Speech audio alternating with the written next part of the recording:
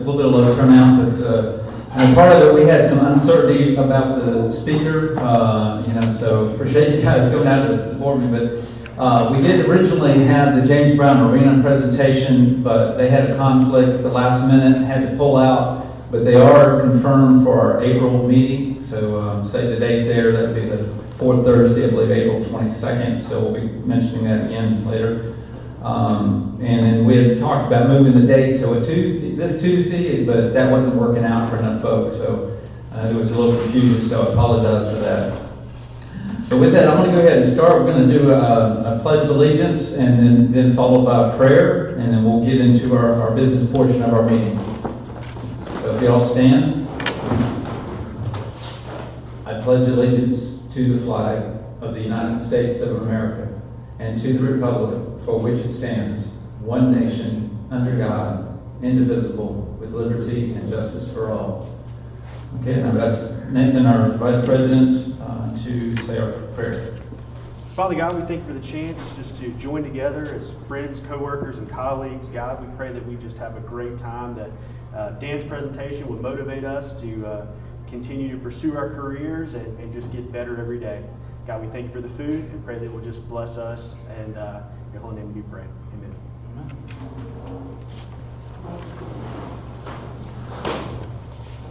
Okay, again, I want to make sure I don't miss introducing our officers. If everybody hasn't understood, we've got, of course, I'm serving as president this year, and then Vice President is Nathan McDonald. You're going to hear from him in just a second. We've got our new secretary, Thomas Parrott, here with Cranston, and he's taken over from Will Carter, so we really appreciate Will's service to us in the last year. Of course, we've got a past president and statewide representative, Graham Sosmore. And treasurer is not here, but it's Eric Hamberlin with Banesh. And so appreciate everything these guys do. And then we got our math camps coordinator, Jeff Mercer. He works out at Plant Bogle, so it's hard for him to make the trek out here. But we'll be doing a presentation with them in the fall. With that, I'm going to turn it over to Nathan and let him continue with the housekeeping items. Forgot I was doing this too. That's on me. So upcoming events, Engineers Month is what it's turned into. I gave a presentation at Columbia County this morning. Graham and I did. Will Carter and I are doing one this afternoon. Went very well. Some great questions from some high school students. Math counts. The state competition was virtual. That would have been yesterday. Seemed to have gone off about an inch. The national competition is still coming up. We don't have a date yet. Just looking ahead for speakers, Brad Usher is going to speak on the new James Brown Arena. That'll be on the 22nd of April. Then we're looking at Rec Tech for the 27th of May. Fingers crossed. There may be some changes about where we have that meeting potentially out at Rec Tech. We got to hammer that out. And still looking for an August meeting, but we're hoping it will be the Columbia County Performing Arts Center. Get a tour of that facility. So Tom says we're good, so he's the man. All right. And now I get the pleasure of introducing someone who doesn't need an introduction, but he's going to give one anyway. Mr. Dan Rickabaugh was born in Lancaster, California. Didn't know that. Grew up not far from where I grew up in Beaufort, South Carolina. He's been in North Augusta since 1990. Works over at Zell. I actually got both of his degrees from the University of South Carolina. He's a member of NSPE, American Society of Engineers, the Rotary Club of North Augusta, and True North Church in North Augusta. He's received the Rotary of the Year Award as well as the Rotary President's Award. He is a licensed PE in Georgia, South Carolina, North Carolina, and Florida. And he's been married to his lovely wife for 35 years, has 2 grown children and 2 grandkids that I'm sure he'd love to show you some pictures of after this. If you'd help me in joining Mr. Dan Rickabaugh to the stage.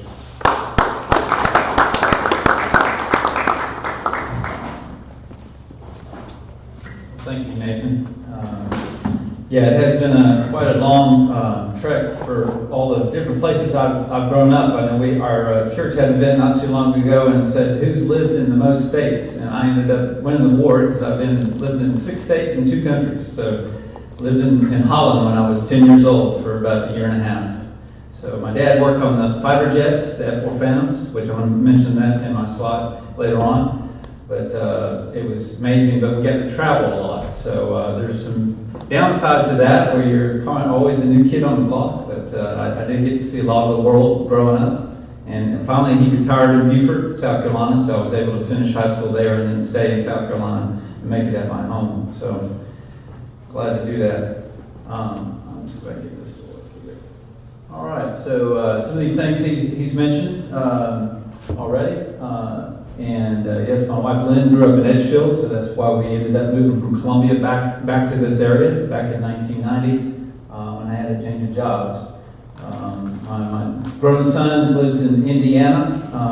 He's married and expecting their first child in April of this year, a girl, and then my daughter Lauren, who played softball here for North Augusta High School and for USCA, and she lives in Knoxville, Tennessee.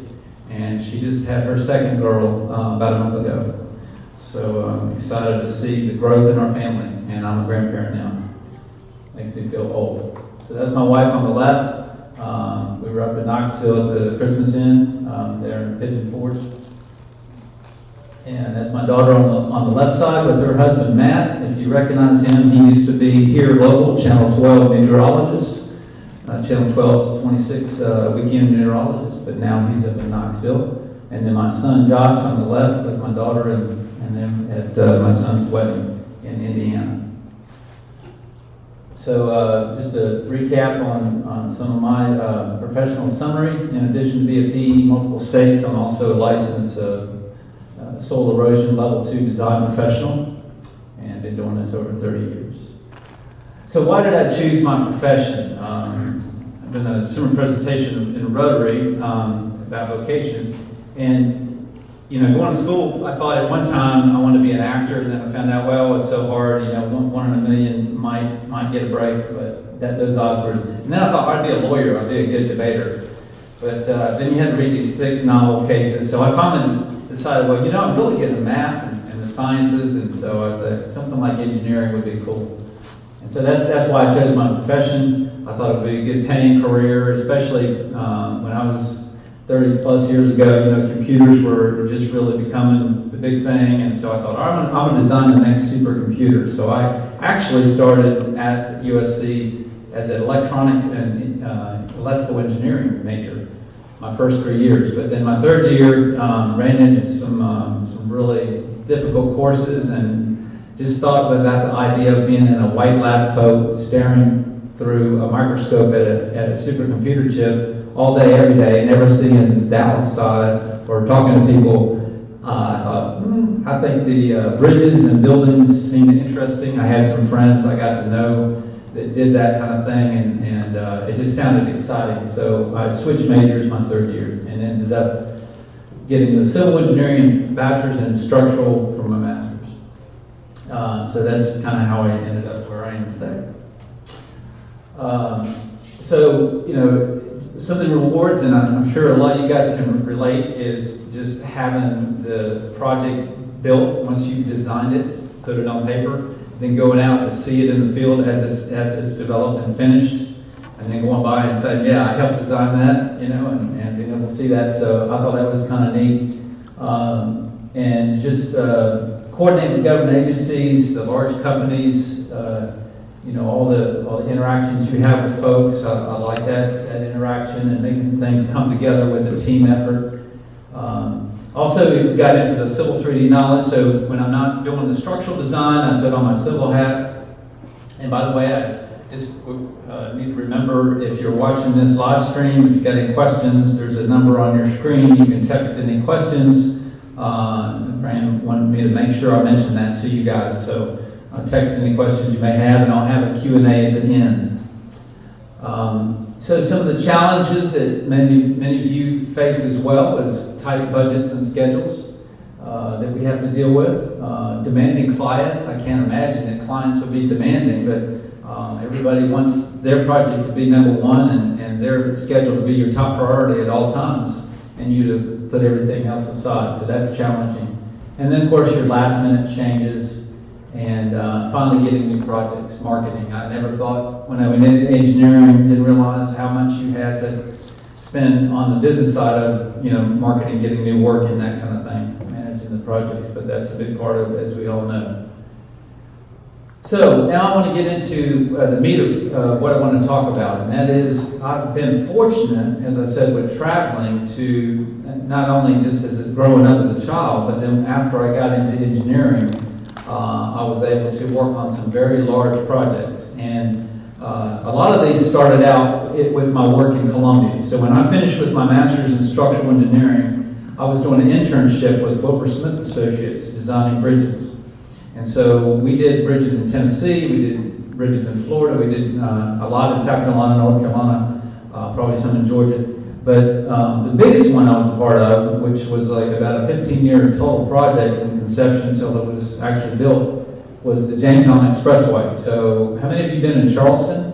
Anybody? All right. So you're familiar with the Charleston area? So the downtown area, if you know where the yacht marina is, if you go past the market and go to the end where the yacht marina is and it crosses over Ashley River, goes towards James Island. Okay, they call that the James Island Connector. It's also known as South Carolina 80, and I'll get into that. But anyway, so that was a bridge, and I'll be talking about that. The Boeing project, the Super Hornet, I was with Lockwood Green Engineers and got sent out to live in St. Louis for about 3 months to be the lead engineer on that project, and I'll mention that.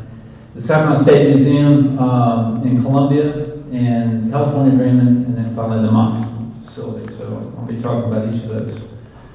So this is a picture of it used to be known as the First Union Bank Tower, but when we actually did the design of it, but as banks merger over years, it became known and is now today known as the Wells Fargo Bank Tower. It is a 30-story high-rise building with marble veneer glass, as you can see, veneer, and a 2-story parking garage underneath. So I was up there visiting one time after it was built with the wife, and so I said, hey, take my picture. I want to say that I was a part of this building, and that was one of the columns on the main level. And you can see the marble there. It's really pretty marble. And I got a neat little story about that too.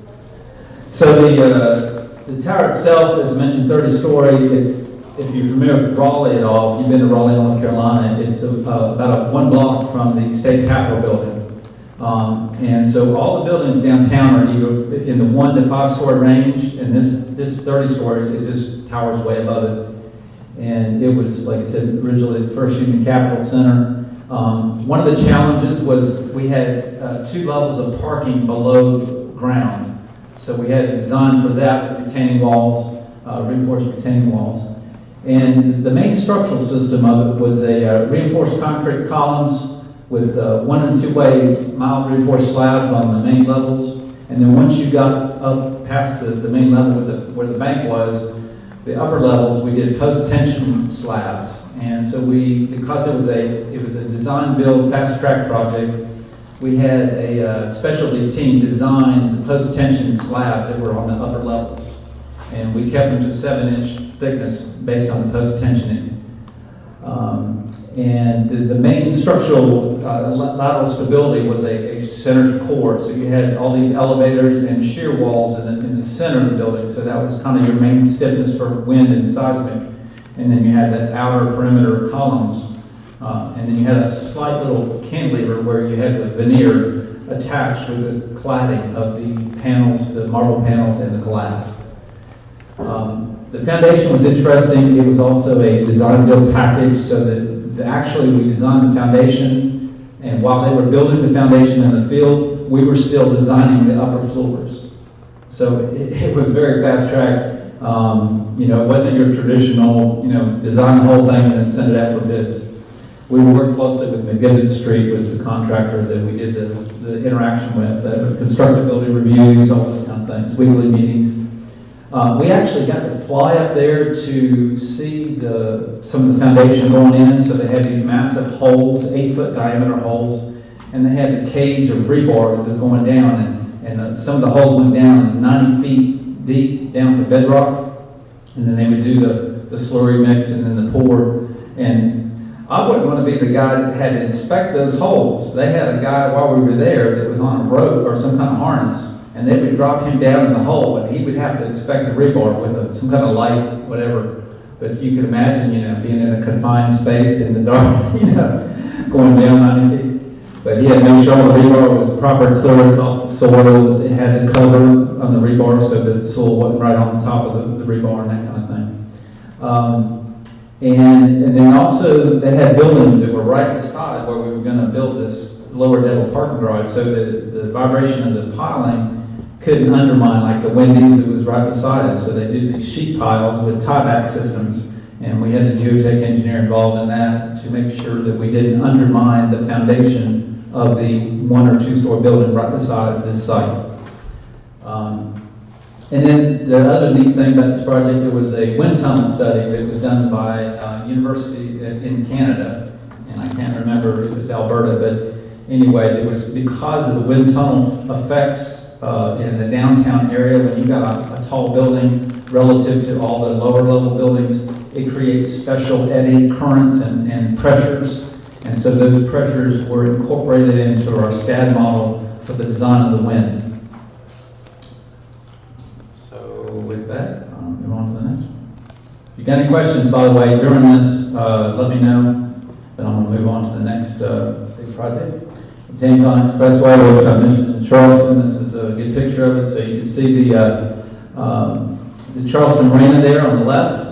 And then when you go to the other side where it comes out off the bridge, there's a California Dreamin' restaurant over there. And of course, I'm going to be talking about the California Dreamin' restaurant, but it's going to be a different one. The original one was built in Columbia, but then they later on built one in Charleston. And it's at the end of this bridge. So it goes over the Ashley River. By the way, this doesn't have a pointer, does it? It does. The red button is a laser. The light, okay. Yep. All right, cool. So it's south on Highway 30, and it's 3 miles long, and it connects, as I mentioned earlier, James Island. It's known as the James Island Connector, so it's connecting Highway Second 171, and it comes to downtown Charleston, US 17, Calhoun, and Lockwood Drive in Charleston, if you're familiar with that area. The structural system of the bridge was a post-tension box girder bridge. So it had horizontal curved and tapered sections. So you had the super elevation going on at the same time. You had curved, horizontal, and then super elevated. So there was a lot of geometry, as you can imagine. We're using COGO program, coordinated geometry, along with some curved software, this kind of thing, very, very complex software. So there's a whole team at Wilbur Smith Associates that was designing this bridge.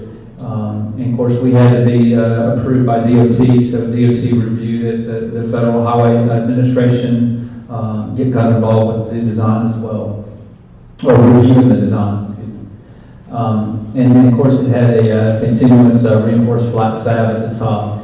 This was a I always tell people, it was in a high seismic region. So if you've probably heard of the 1886 earthquake that happened in Charleston, South Carolina, many years ago. It was felt in 7 states, demolished pretty much all of Charleston. So it was a massive earthquake. Well, so now you can imagine the codes have incorporated some very strict requirements for anything built in Charleston. And so this bridge, if there's an earthquake and you're in Charleston, you need to get on this bridge because it's designed for very high seismic loads. And in addition to the seismic loads, we also had to design for ship collisions. So some of the pile caps that were just above the surface, high level water surface, if a ship ran into that bent pile cap, it had to be able to handle that impact. So we had enough reinforcement in that pile cap to withstand a direct hit from a ship. So a lot of combination of loads there going on. In addition to the main bridge, we had a pedestrian bridge, a fishing bridge on the side. So if you ever go over there, it's near where that the marina was that I showed you a picture of. But it was off to the left, kind of like parallel, a small little pedestrian bridge, and that was an amenity that somehow they had an architectural review committee that got involved in reviewing the design. And so they wanted this bridge, and this blew me away, but not only did they want the bridge, but they wanted architectural panels to hide the columns of the bridge in the approach slab. So for the lower level, first about 3 spans going out before you got over the water, they're hidden by these architectural panels on the side of the bridge. Never seen it before in another place, but in Charleston, it's a different animal. So I thought that was neat, or interesting anyway. It was challenging, but that was designed by another firm, I think 3M Architects. The post-tensional hexagonal reinforced concrete piles were the main pile system to hold up the main columns and the main vents of the bridge. So when you drive these piles, you're pounding them. If you're familiar with the pounding of the geotech, the driving pile system, and so you don't have bedrock in Charleston. So what they count on is skin friction. So you had a formula, but so every foot you got so much friction per foot of driving. But they said that sometimes these piles, they would drive them in the Cooper Marl, and they would stop to take their lunch break, come back, and they go to continue driving. It wouldn't go anymore because that marl would just suck around that pile and then they'd stiffen up. And so it was very interesting to see that whole process. But 130 feet from the river bottom down was a long ways to go to get that strength that we needed. And each pile cap under one column would have 36 piles, with your batter piles and straight piles. So it was very, very interesting on that side. So now I'm going to talk about the F-18. As I mentioned earlier, I grew up with my dad working on the fighter jets his whole life. So we got moved around kind of like the military, even though he served in the Air Force. Then he was civilian when I was growing up. So he was what they call a technical representative, a tech rep for short. And so he was a representative for McDonnell Douglas, who later got bought out by Boeing. And if you're familiar with Northrop Grumman. And so I was working at the time with Lockwood Green Engineers, or actually Lockwood Green Technologies, and then they loaned me over to Lockwood Green Engineers and said, we need you to go to work in St. Louis. Well, I didn't know until I got there. They wanted me to be the lead engineer. I guess because I had the master's, they thought, oh, this guy must know what he's doing. But so I was the lead engineer on this team to design this facility. And so it was neat to see all the technology involved in this. But this is called the Super Hornet, and I just recently read that they also have nicknamed it the Green Hornet. And so I think the Green Hornet, that was a show, I might be dating myself, but Bruce Lee had starred in it, the Green Hornet, many years ago. And but they nicknamed this plane the Green Hornet. So it's neat that the assembly is there in St. Louis, and the challenge of the project was the 5-ton cranes, and I think there was a heavier one there, but I know the biggest one was the long span with a center. The center mid span was the worst case scenario, so you can imagine the deflection that you have to hold it to for a crane on a 120-foot span. And so we had these deep, tight deflection. I want to say it was held to a thousandth of an inch. So it was extremely tight, and the way they build these planes is very precise.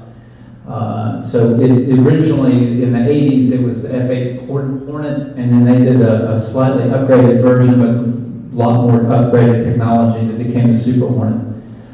Full production began in 97, fully in the 2000s. It's a twin-engine carrier capable supersonic with a multi-role. So not only can it be, the FAA designation means it's a fighter and attack, so it has both modes. But it also can be a fueling operation, so it can load up to 5 external tanks, and it could go mid-air and can do a flex line and tie in and refuel another plane in flight as it's going. And maybe you've heard of that before, but they do that a lot of times when they're going out to these Middle East runs or overseas. Then on these long flights, they need people to come in and refuel them while they're in flight. So the F-18 is used for that sometimes. And of course, it's got these different weapons, as you see there, with the rotary cannon, air missile, and air surface missile, and the fuel tanks. So my dad worked on the F-4 Phantom when we were in Holland, in the Netherlands, and as well as when he first started in North Carolina, Cherry Point, North Carolina, and then later on in Beaufort. But then Beaufort also became the home of the F-18 Hornets. So they would have a sign outside the entrance to the airbase, and it said, "That sound you hear is the sound of freedom." So that was always neat. We would hear that when I was in school sometimes. We'd hear the jets flying overhead. But I found out that through last year, COVID year, they still are producing these things, and they've done a little over 600 of these jets so far since production started in 1997.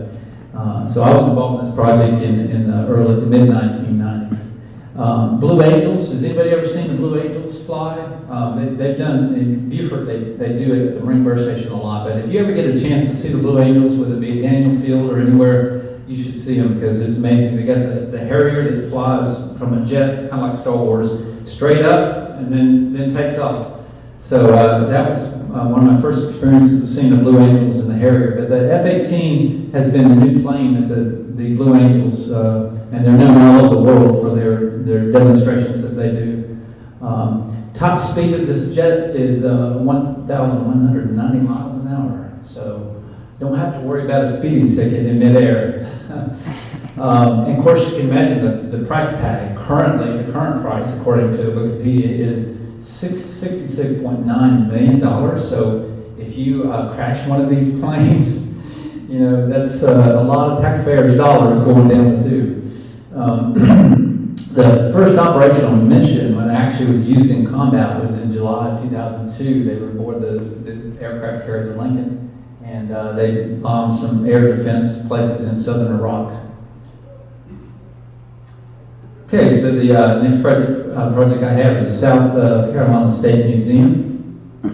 And this is a unique building because you can see from the look of it, because we're in one of those type buildings, it was an old mill, and it was a textile mill. So I've got some interesting facts about this project. Let me make sure everything on 1240. So on this project, I was with Steve Wilson in Columbia, and I served as a structural engineer to help this renovation project. And this project was an old mill, formerly known as the Columbia Mills Building, and it was built originally in 1894, and it was the first totally electric textile mill in the entire world. And part of the challenge in the design, and I was designing like one of the main restaurants that was going to be built in the building, that was my task, was that I had to coordinate with a geotech engineering firm to do some testing on the floor.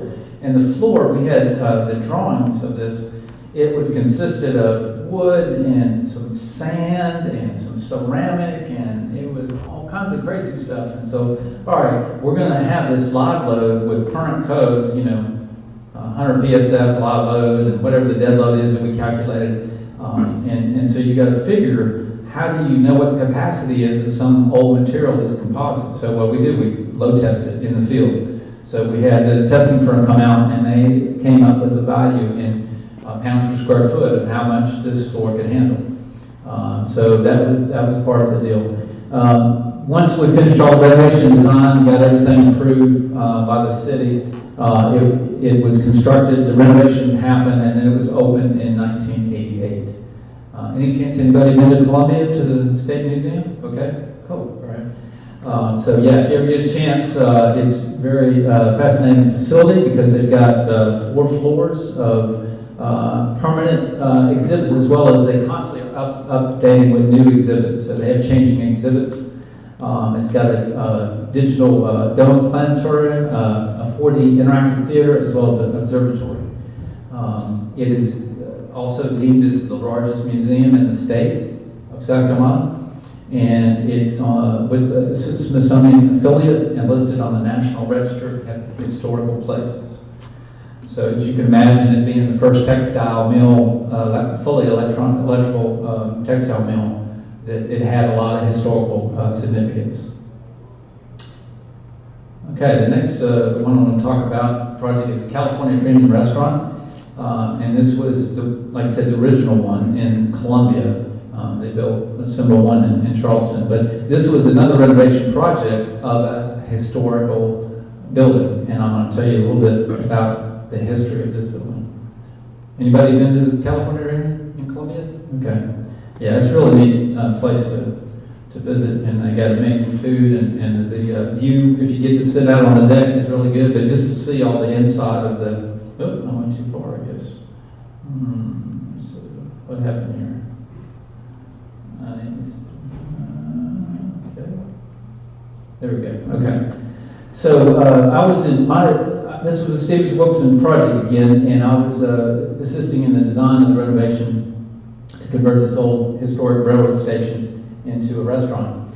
And designed by Stevens Wilson. They won American Architectural Institute. Help me out, architects. AIA. I'll stick with AIA. The Architects Design Award, but they got an award of merit for excellence in architecture and historic preservation. So that was a lot of their projects they did. They did get better than historic preservation. The original Southern Railroad was done. It was known as the South Main Street Union, and it used to be. I read some of the history. That was a big part of their transportation mode. I mean, this is before they had a lot of high-speed interstates and things that you could get around quickly. So people used the railroad system a lot more back then than they do today. So it was originally built or finished in 1902 and opened in 1902 to the public and remained in operation until 1954. It was part of the southeastern railroad station and was designed by the architect Frank Milburn. And he specialized in artistic as well as durable public buildings. So he used high quality materials and attention to decorative details like mahogany and oak millwood. So like when you first walk in the main foyer, that was kind of like the main entrance to the railroad terminal. And then like just to your left, there's like a bar area and seating around the bar. And so it was the main station where you would check in. So you could see some of the fine brass and millwork that they maintained from the original railroad station. So it's pretty neat to see that. And of course it was added to the National Register of Historical Places in 1973. So I think that's about it for that one. Yeah, okay. And then the last one I want to mention is the mixed oxide fuel facility. I spent a little bit of time working on that. I actually worked with Phil Park on that, who's here with Moore & Associates in North Augusta. But before I even joined them, I was with Stone & Webster for a brief period, and I was living in Charlotte, North Carolina at the time, and we were working on the design of this facility. So touch on that. So I served up in Charlotte as the structural engineer, and Stone & Webster actually became another company, and they kept merging, they kept changing names. But anyway, that's how it started out. And we were working with Duke Energy, if you're familiar with that. They're in Charlotte. It was a conglomerate along with a French company. Of course, France had the technology was already working in France for the mixed oxide fuel process. We coordinate. We have weekly calls with a structural engineer out of Colorado, and he was doing a lot of the detailed structural analysis of the main foundation. And so if you're familiar with SSI, soil structure interaction, so when you get into earthquake design and soil, especially soils, we look at spring constants and other things that say how, all right, you have this intended load of this footprint of a building, and you've got a certain type of soil at the upper level and lower level, how is it going to interact together, and what kind of loads are you going to experience? And we got to design for those loads. So we use as soil structure interactions, and ended up having a 6-foot thick mat foundation, heavily reinforced. So, and of course, I don't know how many are familiar with the history on this, but they did build this building, but then it was shut down before it was turned into operation. And I'll get into that a little bit. The construction began in 2007 on this mixed oxide fuel fabrication facility for MFF. And this was based on an agreement that the United States had with Russia. There was an agreement that said, all right, we've got so many stockpiles of plutonium for weapons, nuclear weapons, okay? And you do too. So it's this concept we call MAD, mutual assured destruction. We can blow you up and you can blow us up. And so there's no point in us being able to blow each other up like 50 times. So we want to reduce that stockpile and make it reasonable. And so we had an agreement with Russia to do that, and that was signed in 2000. Of course, they had started talking about it in the 1990s. And what it did is regulated the conversion non-essential plutonium into this mixed oxide fuel so that they could put it in a plant like Catawba or some of the other places in North Carolina and along the East Coast, and they could use it to produce electricity with this fuel. That was the concept. Of course, our beloved President Barack Obama canceled the project in 2016, so it was probably, what do you think, Phil, about 70% complete maybe at that time or so? Yeah, and so there was a lot of people involved in that project, so a lot of jobs lost and everything like that. But anyway, they spent a lot of time on design and construction to just shut it down and mothball it. Now, I know that currently they're looking at a reuse of that facility for I think, some kind of pellets for some other, I forget the exact technology, but anyway, another use that they could use at Savannah Riverside for this facility.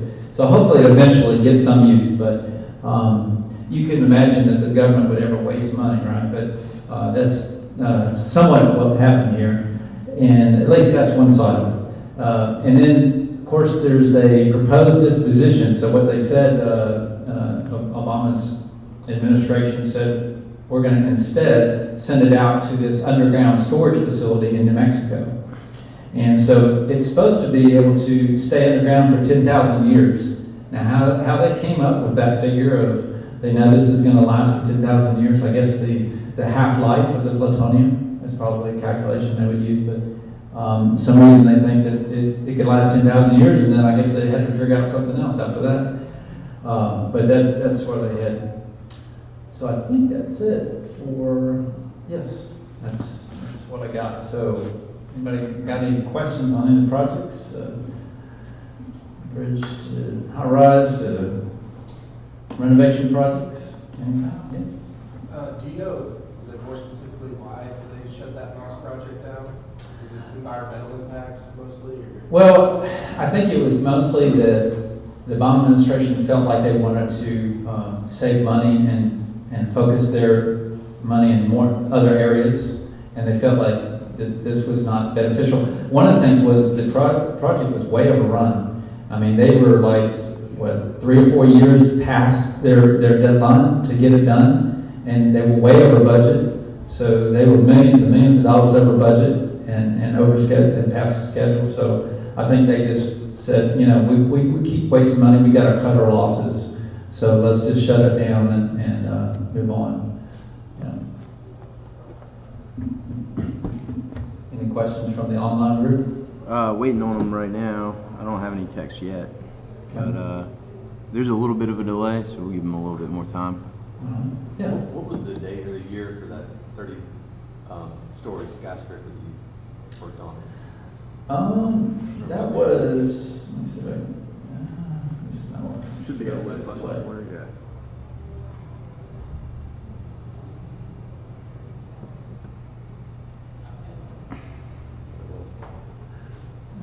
I didn't mention that. Yeah, so it was in the 1990s. Yeah, it was, we finished, no, I take it back. 86. Yeah, it was late 80s actually.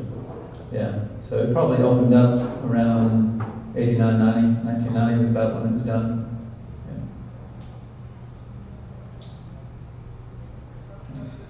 Yeah, I have a question. Wondering kind of your opinion on the, you know, we had a Charleston earthquake and there really hasn't been a whole lot since. You get the perception you're over-designing. Some people think you're over-designing. Some people think you need to go that step. What are your thoughts on designing for an earthquake that happened 200 years ago?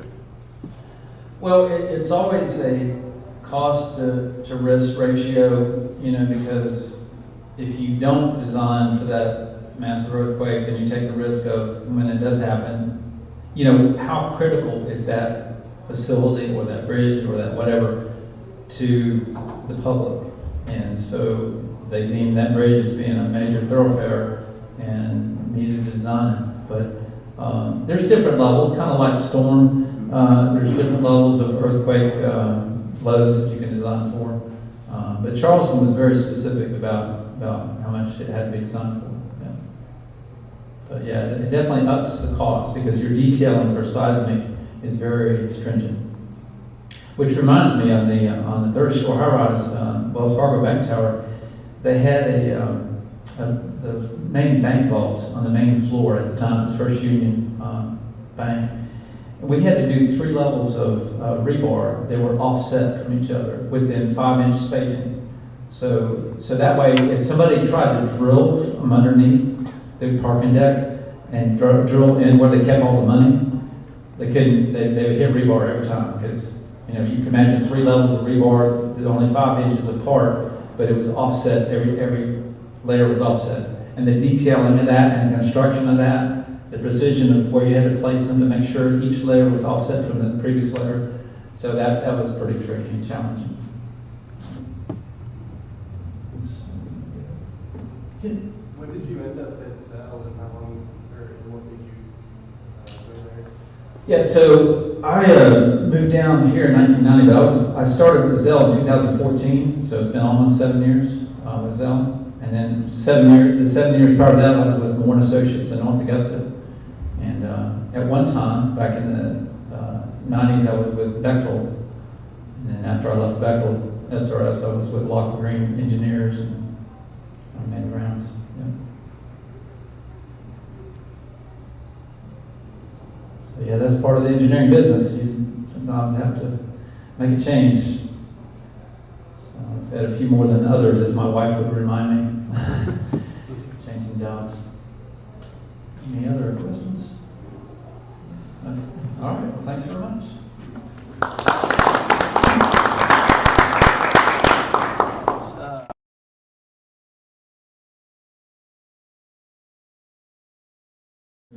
Talk about in the sign-in, if you make sure you designate if you need a PDH for this luncheon, make sure you check that box on the sign-in sheet. If you didn't already, do it on your way out.